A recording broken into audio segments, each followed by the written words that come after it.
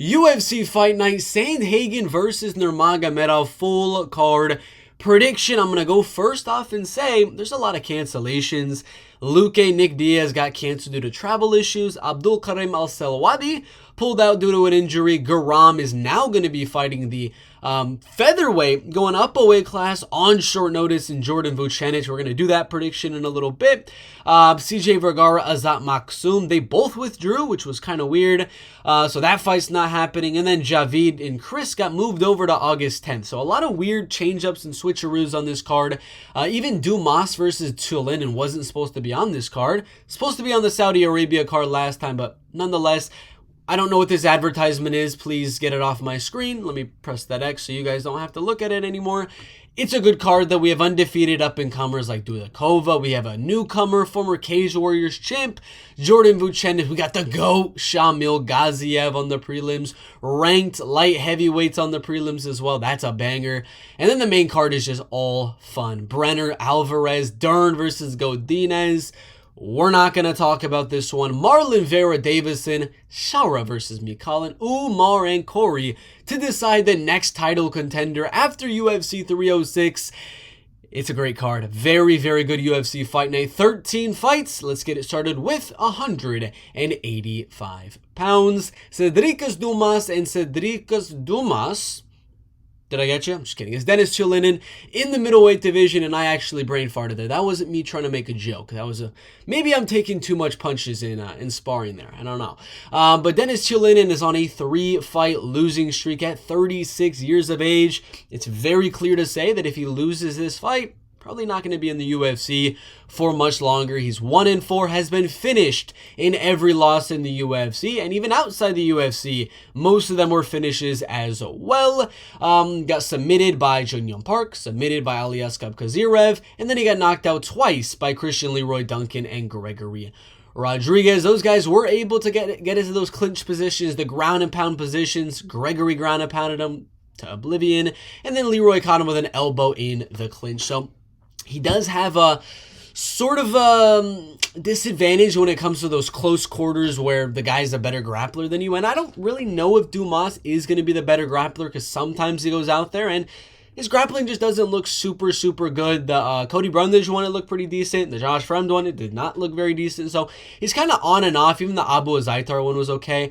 He's kind of on and off when it does come to the ground game. But I think that's not going to be where the fight is mainly. I expect this one actually to be, for the most part, a kickboxing / Muay Thai fight. Denis is obviously the smaller guy, a little bit less lengthy. He's probably going to be coming forward, looking to close distance and land those big shots. And I really do believe Dumas is just going to outspeed Denis. I think power-wise, maybe you give a slight advantage to Denis, but I think Sedriques is able to take a shot. And I think he has better speed and a little bit better volume at range when Denis is coming in. I think he's just going to hit Denis more as he is coming in. I expect it to be a fun 3-round striking affair. I wouldn't be surprised if Dumas finishes him, but I think this is going to be one that goes to the judges' scorecards. Do I want it to? No. Am I hoping we get a knockout round 1? For sure.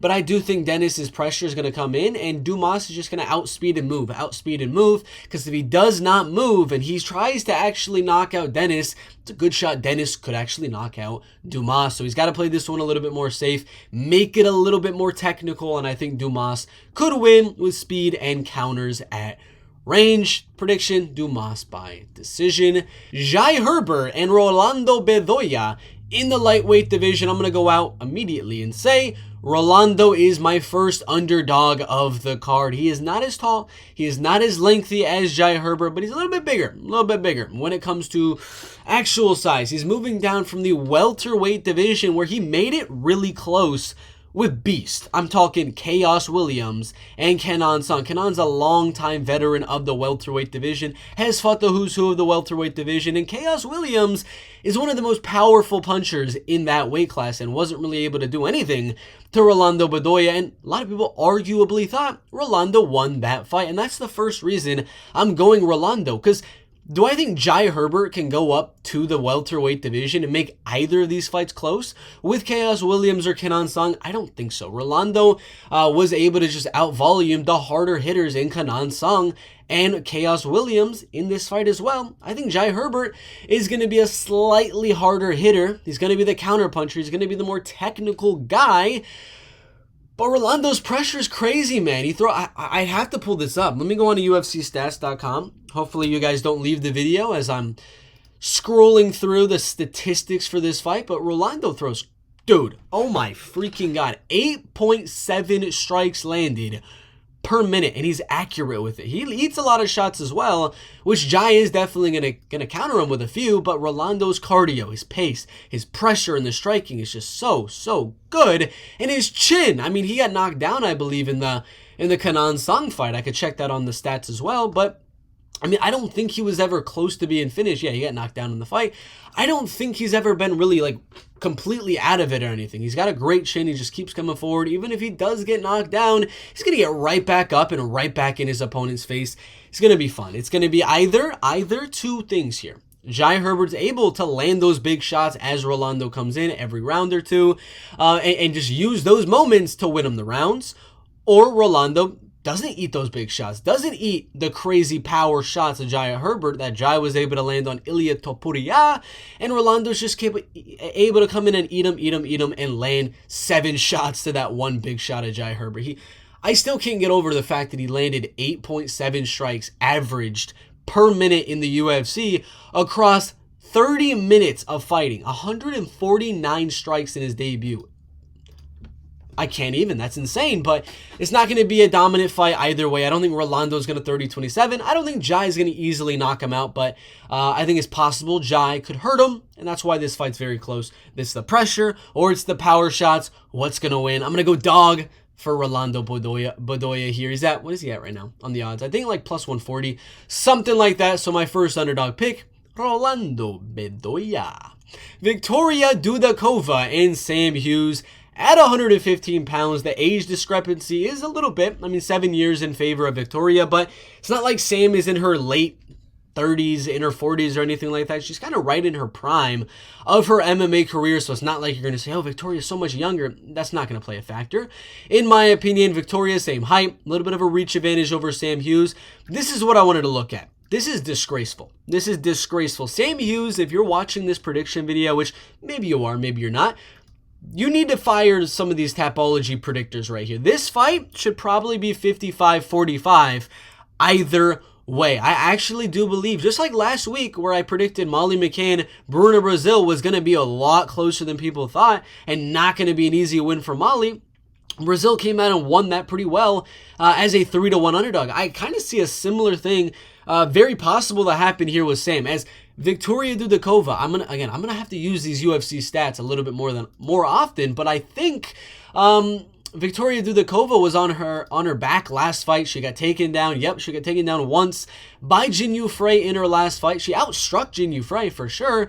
But how long was she on the ground with Jinyu Frey just eating ground and pound in those later rounds? She was controlled for 4 minutes of that fight. Wasn't able to land anything, and Jinyu Frey was just landing ground and pound there. So I actually think that's the game plan of Sam. Don't strike with Victoria. Victoria, I mean, although you can look at her and say she's Russian, her last name is Dudakova, she's the better wrestler. You could say that all you want. I think Sam is going to actually have the wrestling advantage over Victoria Dudakova. She's going to have the cardio advantage. She's going to have the heart advantage over Victoria Dudakova. She's going to have a lot of things going for her in this fight. Do I think she's going to win? No. Are the odds and are the predictions atrocious?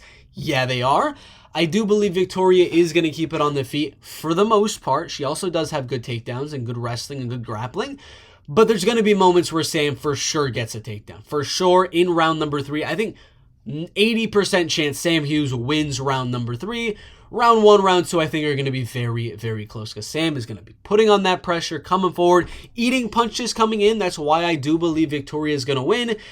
But she's going to land some takedowns. She's going to get some control, a little bit of ground and pound, and she can make this interesting. She can definitely make this interesting. I'm going to go Victoria Dudakova, and I'm going to go split decision. I think this is one of the closer fights on the card. If you watch my Confident Picks video in a few days, you're going to see Victoria pretty low on it because Sam is a dog. Her nickname is Sam Page. It should be dog. Why is there a dog on my screen while I'm saying this? All the ads are about dogs. Maybe that's why I'm saying dog way too much in this video. But yeah, I'm going to go Victoria Dudakova, 29-28, split decision. Guram Kutateladze taking on Jordan Vucenic. And this is really, really interesting because obviously Guram, won his debut 4 years ago against Mateusz Gamrot on short notice when Gamrot was undefeated. Since then, Gamrot has only lost to Beneil Dariush, which is absolutely freaking insane. But that's the only other guy to beat him, and he's got to win over Arman, but Guram was able to beat him, and now Guram's on a 2-fight losing streak to Damir Ismagulov, who's no longer in the UFC, and then Elves Brener, who's also on this card, actually, which is kind of interesting. But yeah, only 3 fights in 4 years, so he's been dealing with a lot of stuff, some injuries, some setbacks and things, and hasn't been able to be as active as he wanted to. But he's got a little bit of a silver lining herein. His opponent is coming up a weight class. That's a plus because Guram's going to be the bigger fighter. That's first off. He's going to be taller than Jordan Vucenic. He's going to be the much better striker than Jordan Vucenic, but Jordan Vucenic is a finisher. If there's anyone out there right now that can come in on short notice and in round 1, round 2 have a great shot at pulling off an upset, it's Jordan Vucenic, who is on a 4-fight round 1, round 2 submission streak. He's got rear nakeds, he's got Kimuras, and he's coming off a guillotine. He's got a few close fights in his career, 3 split decisions in a row, which was nuts. Back in 2020, 2021 with Morgan Charrier, who's in the UFC, and Paul Hughes, who's the big signing over there in PFL. So, again, Jordan Vucenic probably has more finishing ability than Guram. I haven't really seen Guram have that killer instinct in any of his UFC fights. To be honest with you, he hasn't really been going for the knockout, hasn't been going for any submissions. So again, I think if there's a finish, probably Jordan gets it, but again, Guram's a lot bigger in this fight. He's the lightweight. Jordan just fought, how long ago? 6 days ago. So, it's not like he had a camp and he was training for, I don't know, September, and then he got the call to do this. So he was still big. No, he just did a weight cut 6 days ago to 100 and, I just messed up. All right, guys, I just messed up big time. Jordan Vucenic, I'm always thinking about him as a featherweight. I just now remembered that his last fight was at 159 pounds. That's a brain fart on my part. So no, that part of the factorization on this prediction is not going to come into play. I was about to say, this is going to be my whole point for this video, was Jordan Vucenic had a cut to 145 pounds, and now he's got to fight at 155. He just did a weight cut. He's got to do another weight cut. He's going to be a lot smaller because he got himself drained the week earlier. That was going to be my whole point, but I just remembered the fight was not at 145 pounds, so disregard what I just said.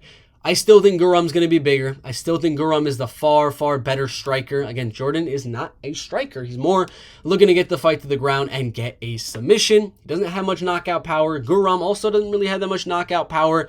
I got this one going all the way. I think Guram is going to come back and secure another contract. He's 3 fights in. He's 1-2. He needs a win, or you never know, they might actually release him because that would be 3 wins in a row, and he'd be 1-3 in the UFC. So we shall see.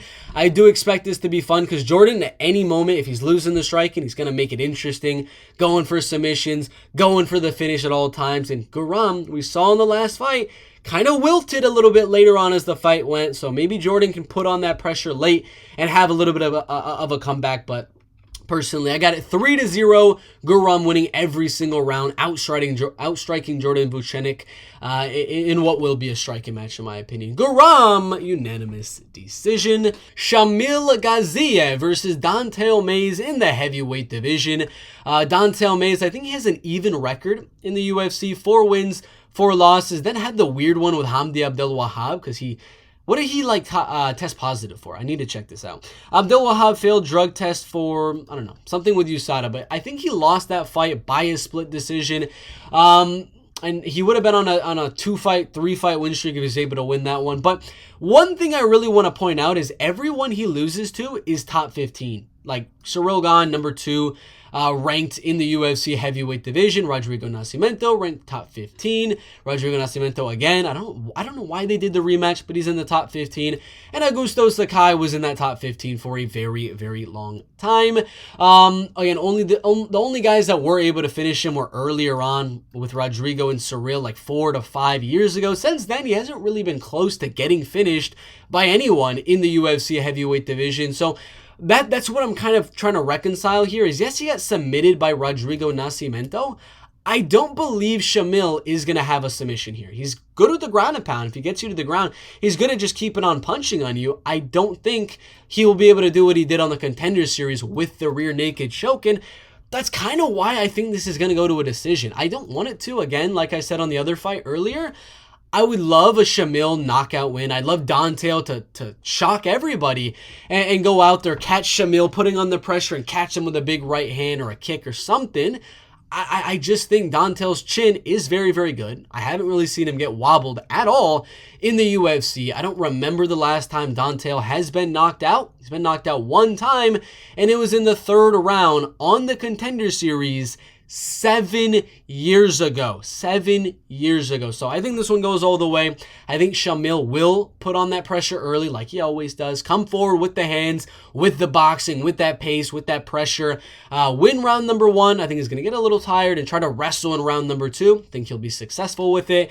Get a takedown, a little bit of ground and pound in round 2. Then we'll see a kind of a changing in the tides again.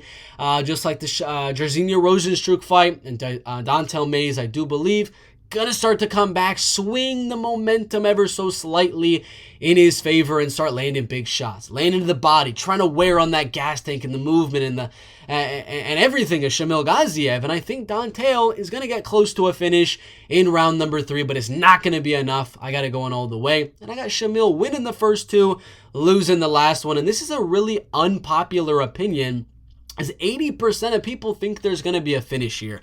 I can't really see it. I can't picture it. It's possible. I can't picture Dontel Mays getting knocked out. If he loses by finish, I think it'll be a submission.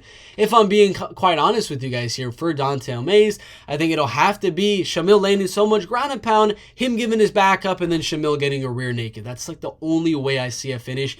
Maybe I'll look back on this video and be kind of sad about what I just said, but I think if there's a finish, it'll be a submission by Shamil. So Dante's gonna have to play the countering game and catch Shamil when he comes in, but I don't think he's gonna be able to land on Shamil Gaziev and knock him out. I think that pressure early on is gonna get him the win. So 29-28 for Shamil Gaziev, but again, it's not gonna be a roll, a ran through type of fight. He's not gonna go out there and just steamroll Dontel Mays. 87% going Gaziev again. These people are way too confident in Gaziev in this fight. Dontel is very, very live. Dog. Mohammad Yahya and Kaue Fernandes in the lightweight division. I think they're both 0-1 in the UFC. Kaue lost on short...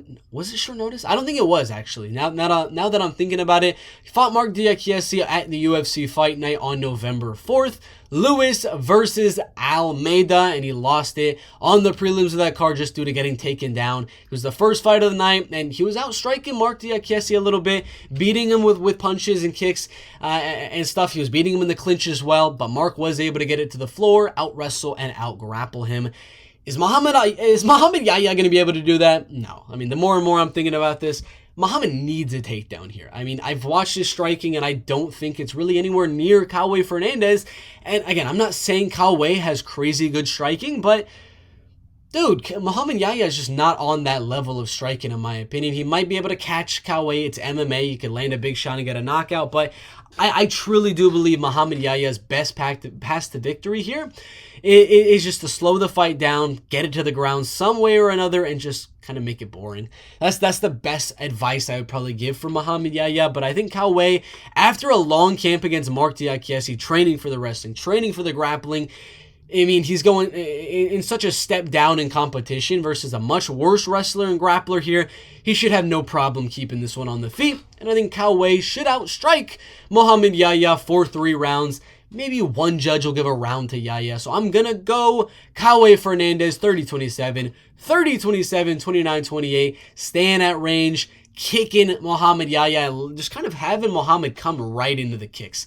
Yahya's head movement, I don't think is that good. I think Kaue can set up some head kicks every now and then, possibly get a knockout. I would love it if he's able to get a finish here, because I haven't predicted a lot of finishes on this card, but I do think it's going to be a kind of a technical striking battle, where Yahya might every now and then kind of come forward and eat a few shots, maybe go for a takedown or two, but for the most part, Kaue should outstrike Mohammad Yahya on the feet. I'm going to go Kaue, again, like I said, 30-27, 30-27, and 29-28.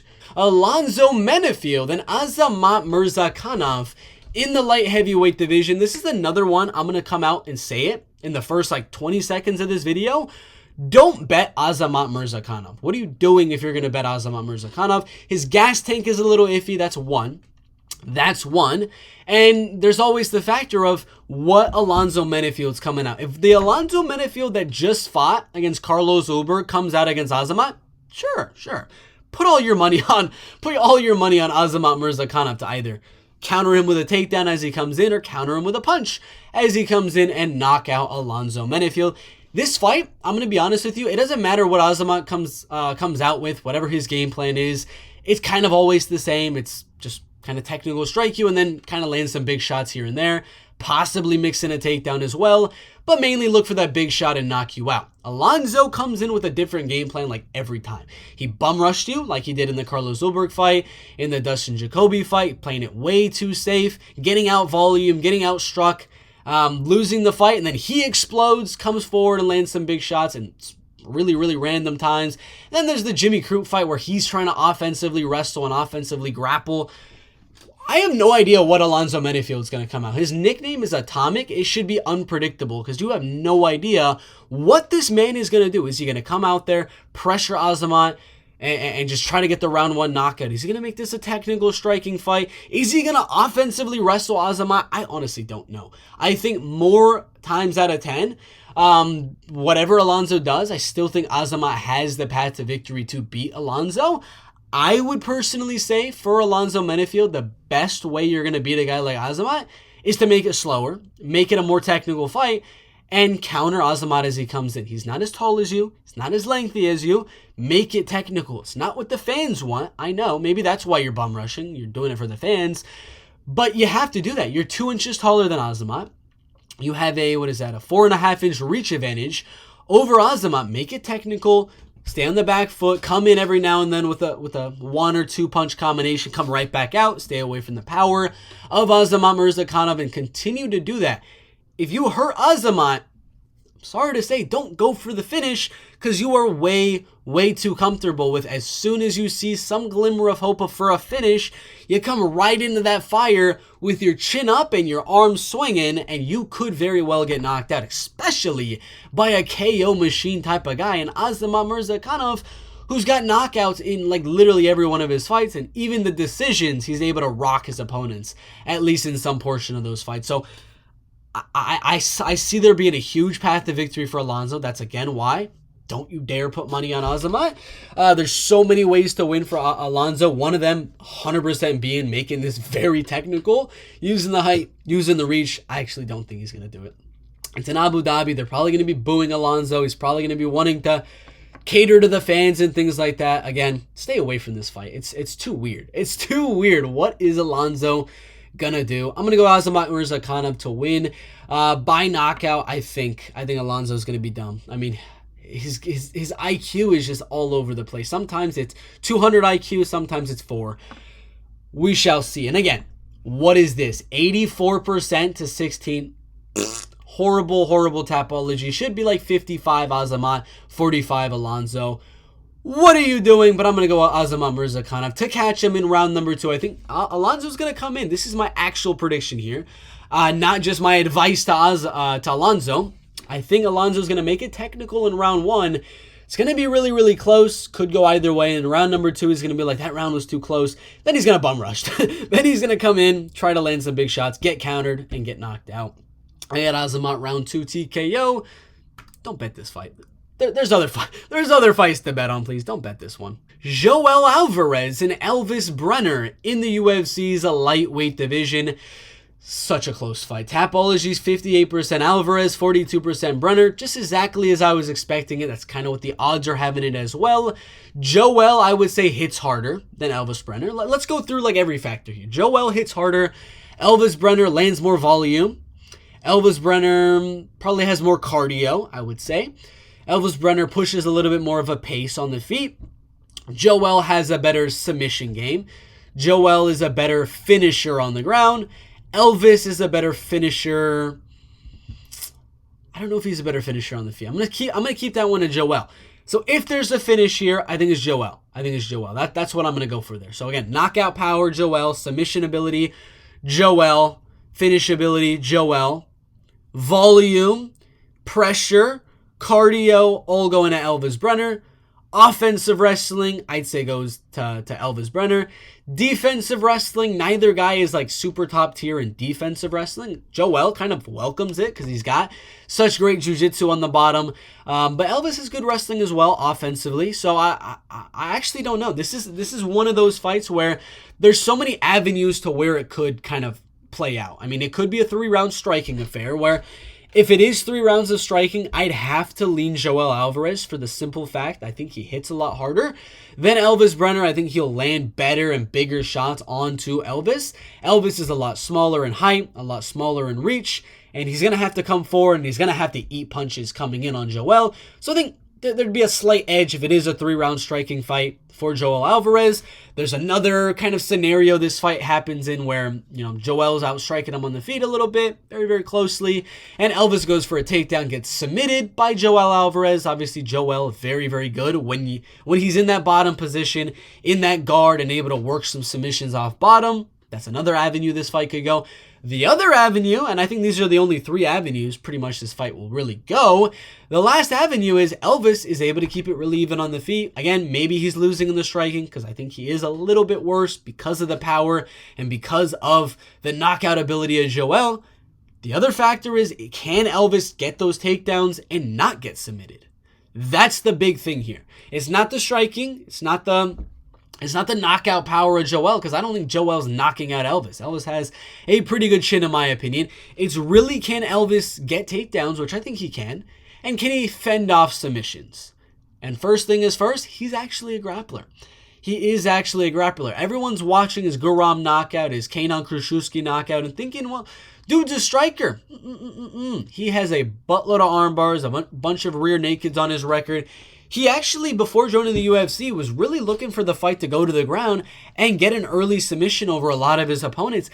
I really think, when I first saw the fight, before I did a lot of tape study on a lot of Elvis's previous fights, before joining the UFC, I was thinking Joel could submit him on bottom if it went to the ground. And again, like I'm saying, is slightly the better striker. So I thought wherever the fight goes, Joel wins.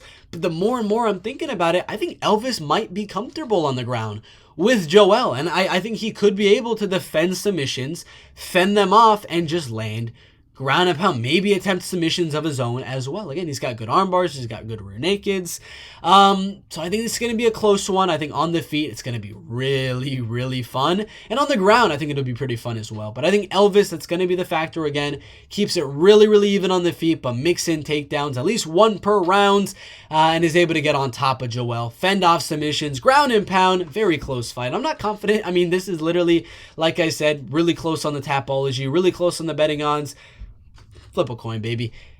Again, can Joel get that submission on bottom? I don't know. We're going to have to see. Can he knock out Elvis? I don't think so. Elvis got a great chin. Elvis is a really hard guy to finish. So I got this one going all the way. I'm going to go underdog, number 2 underdog of the card, Elvis Brener, in a close 29-28.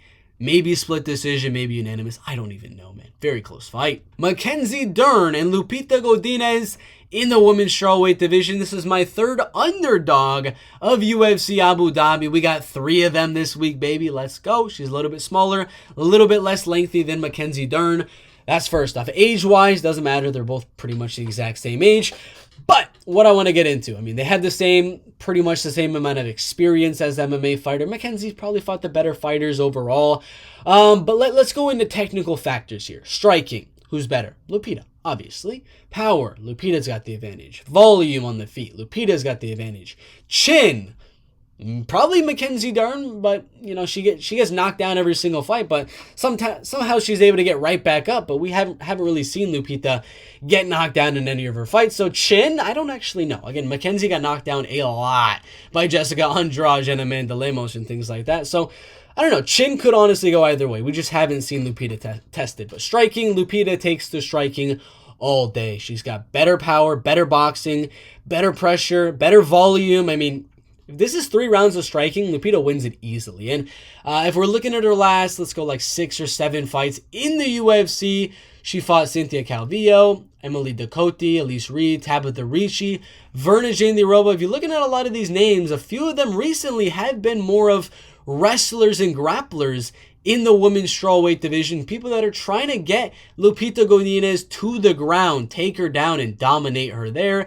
Tabitha Ricci wasn't able to get her to the ground once, and Lupita was able to outstrike her. Elise Reed, she actually was able to go out there and dominate Elise Reed on the ground. And then probably the best wrestler and grappler girl in this women's strawweight division in Verna Janjidoba, got takedowns on her, sure, but did not control for the entire fight. And Lupita had some success reversing the position on Verna Jandiroba. So even if she did get taken down, she defended all submissions. She reversed position one point in that fight, was able to keep it on the feet a few times here and there, and outstrike Verna in those later rounds. I think there will be a moment where Mackenzie's able to get it to the ground, maybe get the back of Lupita, and we're like, oh, here we go. Mackenzie's about to submit her.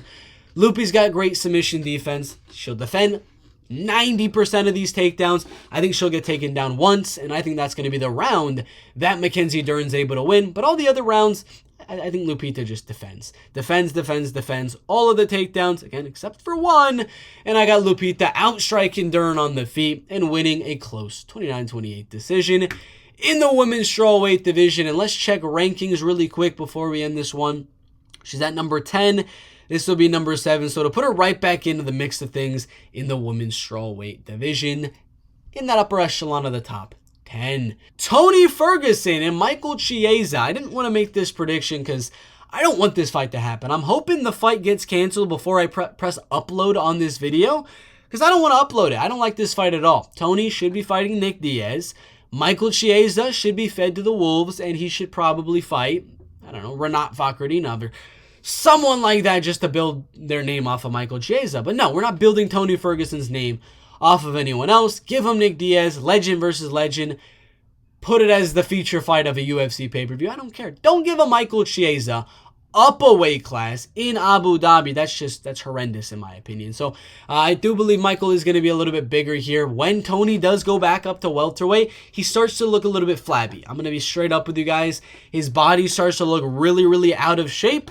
And his opponents kind of still staying the same because they're more welterweights than he is. Tony doesn't get into welterweight shape as well as he does get in lightweight shape. I think this fight's going to be similar to a lot of the recent ones from Tony.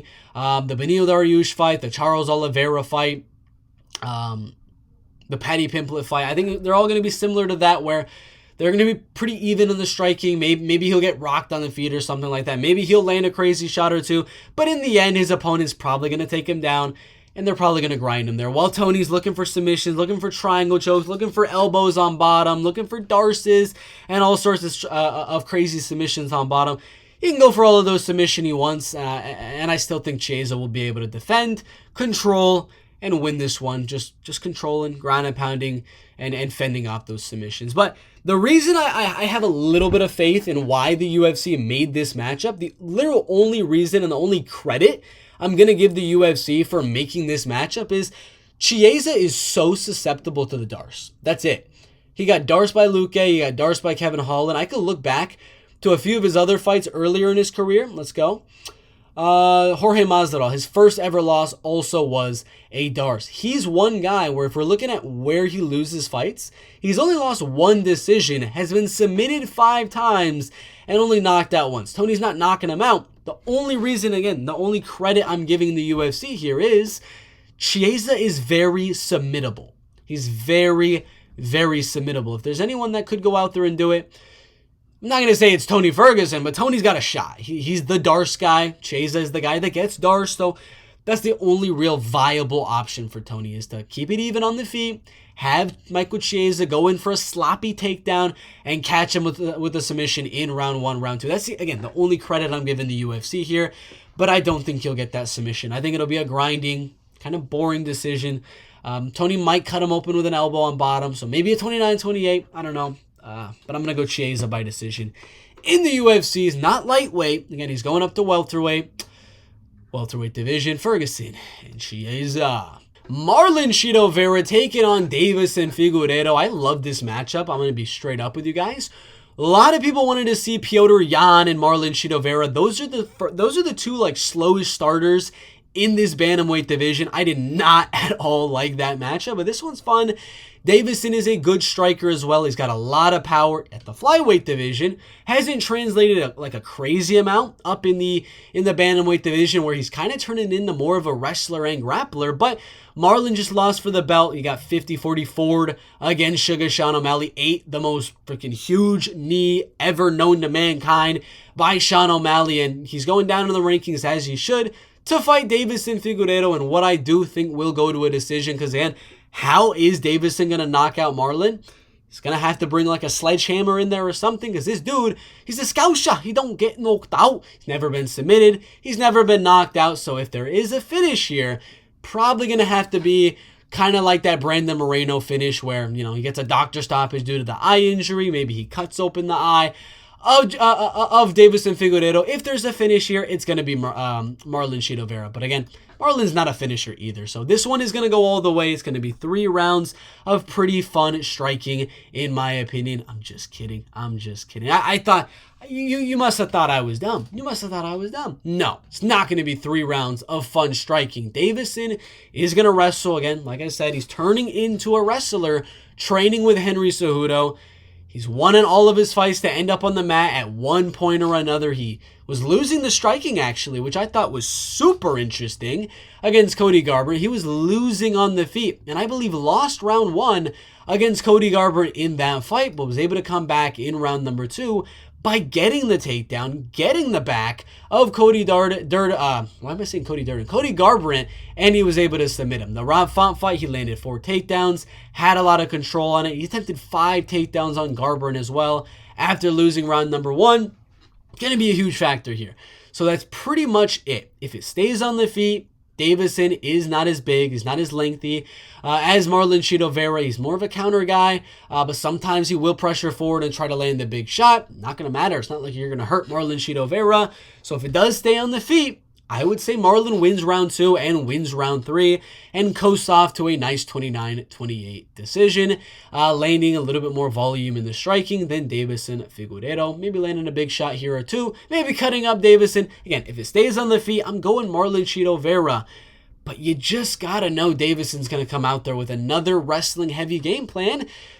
Because why would he want to go out there and try to knock out Marlon, who just does not wobble to freaking anything? Again, how many takedowns did he land on Rob Font, his bantamweight debut, where we're all expecting this to be a very, very fun 3-round striking affair, and instead it's a little bit of striking here and there, and then boom, takedown. Like every single round, a little bit of ground and pound, a little bit of control, but he used that, and that was pretty much the reason he was able to win, because he actually got outlanded in round number 1. The round number 2 strikes were even, and then he won round number 3 with his striking. But because he mixed in wrestling and grappling, he won the fight. And that is why I have Figueiredo winning. If you're still here, I commend you. But that's why I'm going to have Davison, because Marlon doesn't throw enough volume. And in those moments where he's not throwing and Davison's able to land a few, and where Marlon's just about to pick up his volume, Figueiredo's going to get into the clinch. He's going to start wrestling. He's going to start grappling. And it's going to force Marlon to reset again and start to pick up the pace again. He's going to get back in those clinch positions. Every time Marlon Vera starts to up the pace, up the tempo, up the volume, Figueiredo's going to grapple. He's going to stifle any attempt at landing a lot of shots from Marlon Chito Vera. So I think a lot of people are hyped on this matchup. I was when I first saw it, but the more and more I'm thinking about it, I don't think it's going to be that fun. I really don't. I'm hoping I'm wrong. I'm praying this is the worst prediction I've ever made, and this is a fun one. I really think this is going to be boring. I think as soon as Marlon starts landing good shots, Figueiredo's going to clinch him. And he's going to start attempting takedowns. He's going to try to grapple. And I think on the feet, Davis is going to do as much as he can to stay out of that fire of Marlon Chito Vera, because you're not going to hurt Chito in the fire. He might actually hurt you because he's got power. A lot of people forget just because he couldn't really land big shots on Pedro Munoz. He knocked out Dominic Cruz. He rocked him multiple times and rocked Rob Font so many times in that fight. So only way this fight really is fun is if Marlon's able to defend like all of these takedowns, get into the fire with Davison and swing and let the volume go. But he's going to make it slow. Davison's going to make it slow and wrestle and grapple, which I don't like. Again, I don't think it's going to be fun.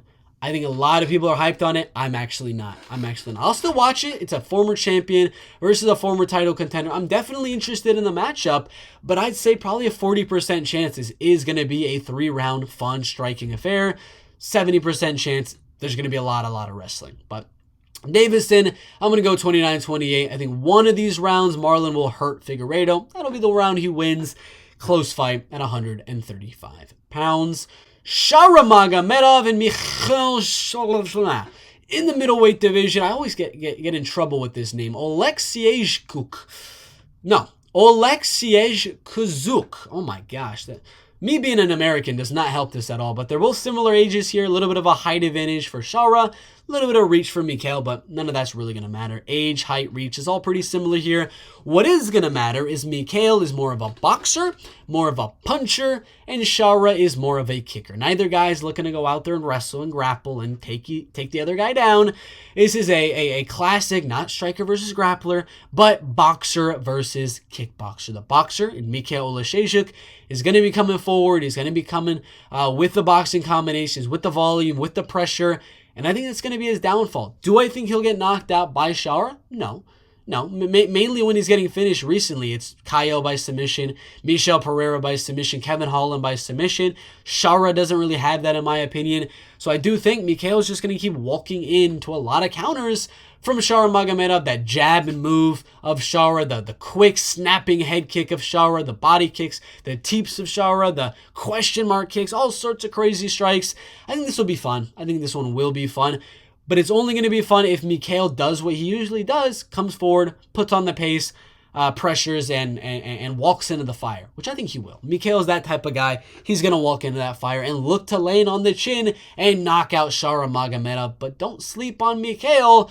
He's got power in his hands. 14 knockout wins, 11 in round number 1. So if he lands, he could 100% put away Nurmagomedov in this fight. But I think Shara's going to do good here. He's going to counter Mikhail at range and win a decision. Mikhail has been knocked out before.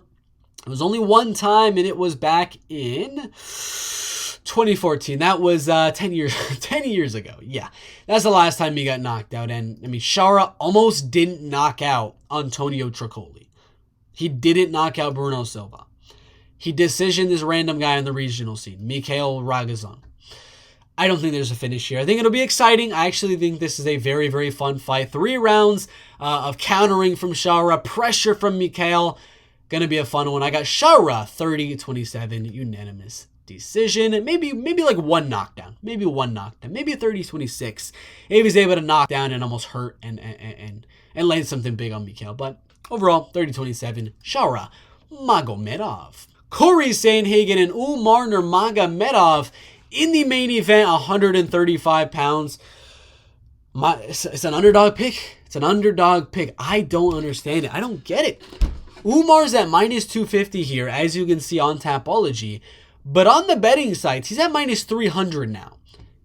And Tapology, including myself, this is what I believe it should be. 48-52 in favor of either man. This is a really close fight. I've said it about a lot of fights on this card that the odds just make no sense. Corey throws more volume. He lands with more volume. Umar just got knocked down by a flyweight in Beksa Almakan. Corey just showed he could wrestle and grapple against Rob Font when he had a broken hand or a broken arm or something, and he was still able to take down Rob Font because he wasn't able to strike. He had to go on to a different avenue to win that fight. And if he's doing that against Rob Font when the plan wasn't to wrestle Rob, he was actually planning to strike him, but he got injured and was forced to wrestle and still was able to do that against Rob Font, he should have no problem. No problem keeping this fight with Umar on the feet. He is taller than Umar. He is lengthier than Umar. He's fought the much better competition. This is the first guy in the top 15 that Umar is fighting. I would be much more inclined to pick Umar Nurmagomedov if maybe he had a win over Dominic Cruz, if he had a win over Jonathan Martinez, if he had a win over anybody in the top 15, for a matter of fact, literally anyone, I'd probably be like, okay, maybe I'll go Umar if he made it look impressive, was able to defend one of these guys' takedowns. If he fought Cejudo, defended his takedowns, and maybe landed a takedown on Cejudo, I'd go Umar. If he was able to outstrike Kyler Phillips and they did that matchup, I'd probably go Umar to beat Corey Sandhagen. But his best win in his MMA career is Raoni Barcelos. That's it. Sergey Morozov hasn't fought in like freaking 2 years. Brian Kelleher's about to get cut from the UFC. Nate Maness is no longer in the UFC. Raoni Barcelos is no longer in the UFC. Bekzat Almakhan is 0-1 in the UFC. I mean, I'm not understanding why there's so much confidence for Umar Nurmagomedov to win this fight. Yes, he is Nurmagomedov. That's his last name. He's not going to dominate on the ground with wrestling or grappling. It's not going to happen. Corey's wrestling and grappling levels up every single fight, and that's all he's been training for this entire year. His last fight was 11 months ago with Rob Font, and he was supposed to fight Umar even earlier. They were supposed to book Umar versus Corey for August of last year. So he was training for Umar, and he is still training for Umar for a full year. That's 1 year of wrestling and grappling for him to continuously get better on the ground. I say 2 takedowns. 2 takedowns is it. That's all Umar is going to get, and I think combined, Umar will have 2 minutes of total ground control time over Corey Sandhagen, and the rest of this fight is going to be Corey piecing up Umar on the feet, landing more volume, landing more punches, landing more kicks. God, my alarm just went off. That freaked me so much out. Jesus Christ. Corey Sandhagen, I do believe, is going to land more volume on the feet, defend 80% of the takedowns. Again, I still think 2 will land from Umar because he's not going to stop going for them. Eventually, he will get one, but he's not going to get close to a submission on Corey. He's not going to get in any super dominant full mount back control positions on Corey Sandhagen. I think this is going to be a striking match, and I do have Corey winning 49-46. I was originally saying 48-47, but while I'm looking at these guys he's beaten, I really think it's going to be even more dominant than that. Corey Sandhagen as a 3-1 underdog. I have him winning by a 49-46, not even controversial close decision, but a unanimous clear decision win in the main event. 5 rounds. Again, Umar's never been 5 rounds. Umar just got dropped by a flyweight. His biggest win is a guy that's no longer in the UFC. Couldn't finish Nate Maness, a flyweight, coming up to bantamweight. He beat Brian Kelleher, who's not going to be in the UFC anymore, and then beat Sergey Morozov. This is way too big of a step up, way too soon. He should have fought Dominic Cruz first. He should have fought Mario Batista first and tested himself against a lower level bantamweight. This is too much, too soon. Corey, unanimous decision. That is it, ladies and gentlemen. My full card prediction for UFC Fight Night Sandhagen Nurmagomedov. I got 3-1 underdog Corey Sandhagen in the main event. I got Shaura by a decision, although I'm hoping he counters and gets the knockout. That'd be cool. I got Davis and Figueiredo close decision. I got Chiesa unanimous decision 30-27. I got Lupita Godinez 29-28 decision. I got the underdog Elves Brener by a decision there. I got Azamat Murzakanov by knockout in round number 2. I got Kaue Fernandes by decision. I got Dante Mays losing a decision to Shamil Gaziev. I have Guram Kutateladze by a unanimous decision, 29-28. I think a round might go to Jordan Vucenic. So maybe 30-27. I mean, that one's up in the air on how many rounds Guram will win, but I got him by unanimous decision. Dudakova, 29-28 split decision. Another underdog, Rolando Bedoya, by a decision in that fight. And then Sedriques Dumas by decision. Again, I pick decision a lot. Again, I can't be super confident in a finish most of these fights. I don't know why. I'm just very inclined to pick decision in a lot of my fights, but I think out of all the fights I picked decision, the most likely there could be a finish. Sedriques Dumas, very, very high chance he could get one there. Shamil Gaziev, like I said, there's a good chance he could get a finish there as well. What's another one that I feel there might be a possibility for a finish? Nurmagomedov's another one for sure, but I don't think Corey will be able to finish Umar. So that's my full card prediction. I'm praying for more finishes than I predicted there, but we shall see. Predictions down below in the comment section for this absolutely amazing UFC Fight Night, August 3rd, Abu Dhabi, next Saturday. I can't wait. Check that pinned comment down below to see all the bets we have for this UFC Fight Night. Thanks for watching.